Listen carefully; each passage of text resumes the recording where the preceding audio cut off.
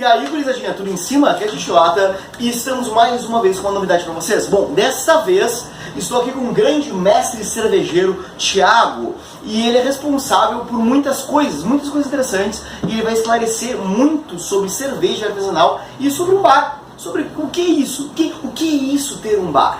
Bom, vamos fazer algumas perguntas para ele e espero que tudo isso seja muito esclarecedor para vocês que têm desejo de ser mestres cervejeiros, desejo de abrir um bar ou desejo de conhecer o Thiago nesse espaço sideral fantástico que estamos aqui hoje. Então, Thiago, você possui um espaço sideral, que é ter um bar. Nossa, possuir um espaço sideral, algo que soa, né, bem poético, né? Exatamente. Né, de uma perspectiva assim, né, sempre movimento e sempre dentro do espaço sideral, quase sempre.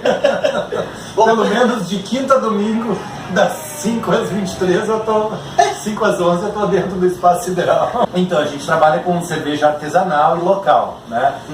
O conceito do que é cerveja artesanal é algo que ainda está sendo construído, não existe ainda um consenso em relação a isso, né? Mas para dizer que uma cerveja artesanal, a princípio, ela deve ter uma produção limitada, né, até um certo volume.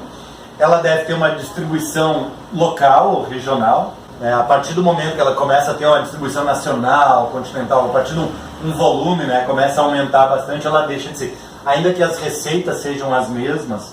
Né, e um outro fator importante é quem é dono da cervejaria. Então, um critério tem que se trabalhado também, quando mais de 50% das ações, no caso, né, da propriedade da cervejaria, pertence ao grupo que não é o grupo cervejeiro, os fundadores, né? Quando algum grupo investidor, né, compra mais da metade, se considera que ela não é mais artesanal. Tipo, por exemplo, aquela Kaiser. Kaisers não são cervejas artesanais. Eu estou fazendo uma pergunta meio estúpida para algumas pessoas, mas tem que fazer para o grande público. Kaiser, Boêmia, aquela Boêmia ultra maltada, não é uma cerveja artesanal, então? Não, às vezes se confunde, né, o termo cerveja especial, né, mas essas cervejas são cervejas industrializadas em grande escala, né, elas são produzidas em enorme escala, normalmente os cervejeiros, as pessoas assim, têm muito pouco contato com a cerveja, né, não tem um acompanhamento assim, né, de aroma, de sabor e cor, né, como a cerveja artesanal é feita.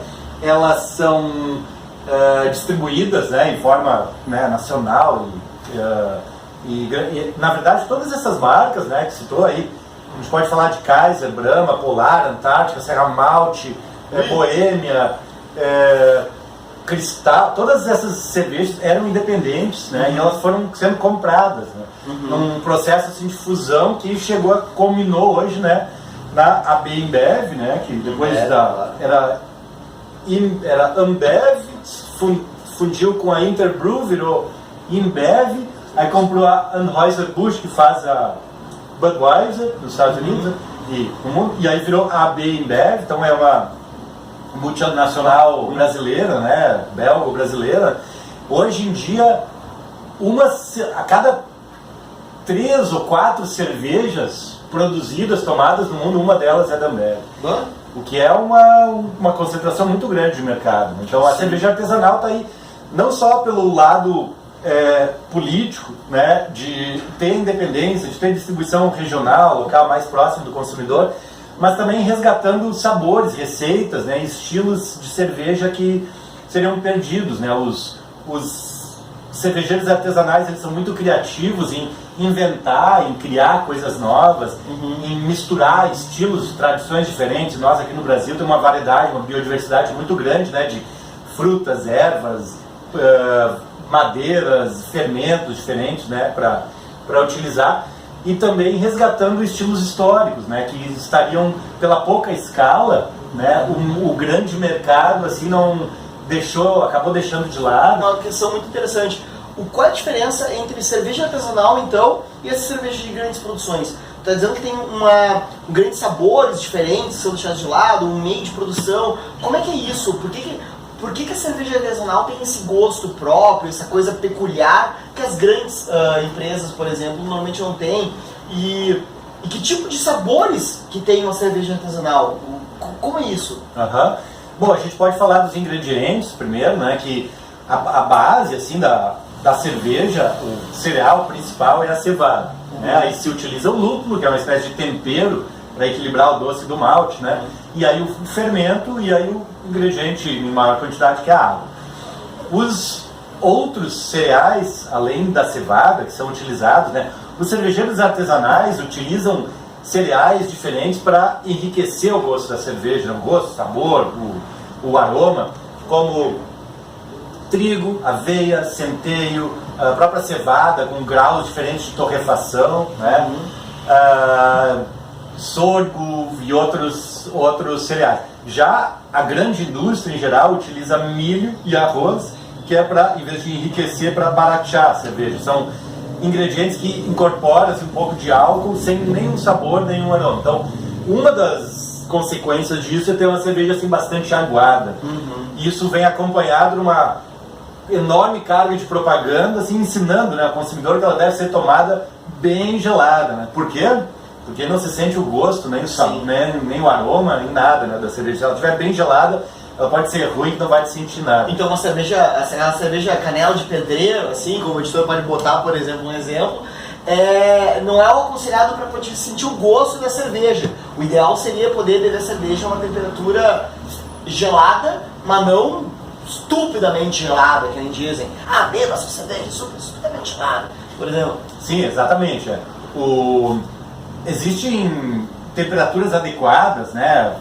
Recomendações para cada estilo de cerveja, mas no geral, se as cervejas mais leves são tomadas mais geladas, claro, a gente quer tomar a gente quer se refrescar também com a cerveja, a gente quer tomar ela bem resfriada, né? E vai da preferência pessoal de cada um. Mas as cervejas em geral que são bem encorpadas, bem alcoólicas, assim, pode tirar direto da prateleira, né? E tomar, assim, vai ter uma experiência bem bacana, assim, vai ser diferente de tomar ela gelada, com certeza, né? Tomar ela devagar, né? Sim, dependendo do tipo de cerveja, do estilo, né? E também da tua preferência pessoal. Sim, e ouvi dizer já muitas vezes, e eu gosto disso, por sinal, algumas cervejas são adequadas para algumas comidas. Tu falou agora, tipo, pegar da prateleira e coisas do gênero, cerveja de temperaturas diferentes e tal. O gosto da cerveja com comidas e coisas do gênero, essa harmonização que muita gente fala, que muita gente não tem, fala só com vinho que existe harmonização. Existe com cerveja também essa condição, essa condição de o gosto da cerveja combinar com uma comida X ou Y? Por quê? Claro, não, é perfeitamente possível, né? Para quem trabalha nessa área, né? No caso sommeliers e chefs, tal, costumam recomendar, né, tais tipos de prato, né? E aí vai de novo recomendações assim, algumas de bom senso. Cervejas mais leves, em geral combinam com comidas mais leves, né? As cervejas que são mais lupuladas, quando elas são combinadas com comidas apimentadas, por exemplo, dá um efeito potencializador, dá uma sinergia, assim, que a comida apimentada deixa a cerveja mais amarga e a cerveja amarga lupulada deixa a comida mais apimentada, né? Uma coisa, né, interessante. Mas então, pode-se harmonizar a cerveja com comida, né, por similaridade, né, que seria esse caso, por oposição, né, no caso uma cerveja forte com uma comida leve, né, ou em termos de textura, sabor, acidez, né, ou então complementaridade, né. Isso é perfeitamente possível, existe uma gama enorme assim, em relação, por exemplo, ao vinho, né. A cerveja, ela tem mais que o dobro de descritores sensoriais de sabor e aroma, né, do que o vinho. A diversidade de sabores dela e de estilos, né, é muito maior, né, na cerveja do que do vinho. Então a cerveja deixa o vinho no chinelo, assim. Olha, eu sou suspeito pra falar, né? Mas melhor deixar o vinho no copo, né? E a cerveja também, cada um no copo, né? Quem mais lhe agradar. Então, como é ter espaço sideral? É bem como tu tinha pensado? Exatamente. Então, depois de trabalhar, né, em vários lugares, né, bar, restaurante, cervejaria e tal, sempre orbitando, né, esse universo da cerveja, o Espaço Sideral é o que eu imaginava como um bar bacana assim, para convidar meus amigos para vir, em termos de astral, de casualidade, de estar livre do raio gourmetizador, em termos de valor, né, em termos de custos, valores também, sim, né, sim. Cerveja boa, acessível, a comida, né, bem saudável e vegetariana, com, né, toda ela feita, né, a partir dos ingredientes básicos, né, nada de preparado, né. Não tem batata frita, aquela batata frita feita uma semana antes, congelado, não existe isso? Não tem, vou ficar bebendo ela. Não, junk food aqui. Junk food não tem? Não tem. Que dó. Até tem vontade às vezes, mas acaba veia saudável, integral, riponga e acaba dominando. Então, agora eu vou entrar num espaço pessoal.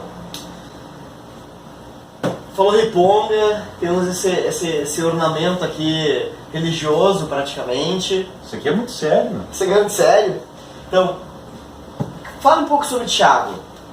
Como é que é isso? De essa condição pastafarianista, essa condição riponga, essa condição que pensa num espaço sideral, não só como uma forma de ganhar dinheiro, de lucrar, mas como uma forma de aproximar as pessoas e pensar diferente. Então fala um pouco sobre ti, basicamente isso. Então, é um trabalho bacana, assim, que me satisfaz, né? Não só financeiramente, mas de forma pessoal, assim, eu acho muito bacana o convívio com as pessoas, tá conversando com meus amigos, né? Tá respirando arte, música o tempo todo, assim, no trabalho, é uma coisa que é muito bacana mesmo.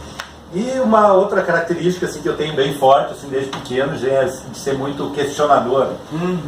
Fale mais sobre isso. Então, de questionar muito, especialmente, assim, os dogmas instituídos, né, pelo grande sistema, assim, que às vezes nos oprime um tanto, né, nos tenta colocar em caixinhas, né, e nos formatar, né, de uma forma que não permite a expressão total, assim, das pessoas, né, como elas têm potencial de ser. E aí o pastafarianismo vem um pouco nessa linha, assim, né, do questionamento aos dogmas religiosos, né. O Pastafari é uma religião que foi fundada pelo Capitão Mosley, que é um pirata, que recebeu os condimentos do monstro do espaguete voador, assim.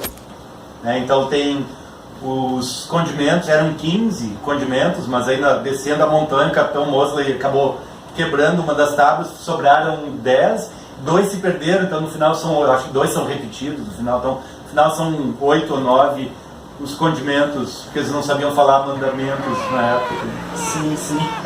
Então, eu acho muito curioso isso, essa influência que tem tanto o espaço sci-fi, a condição sci-fi de ficção científica, que é claramente, por favor, editor, coloque os livros ali em exposição, a condição de influência sci-fi que tu tem, que é muito forte, tanto Star Wars, quanto Duna, né? Quanto H.G. Wells e outros livros que tu tem no teu arsenal, como essa condição de retrucar os deuses astronautas. Será que são... Como adorar essa condição? Será que tudo isso influenciou pro espaço sideral, ter o nome de espaço sideral? Muito, com certeza.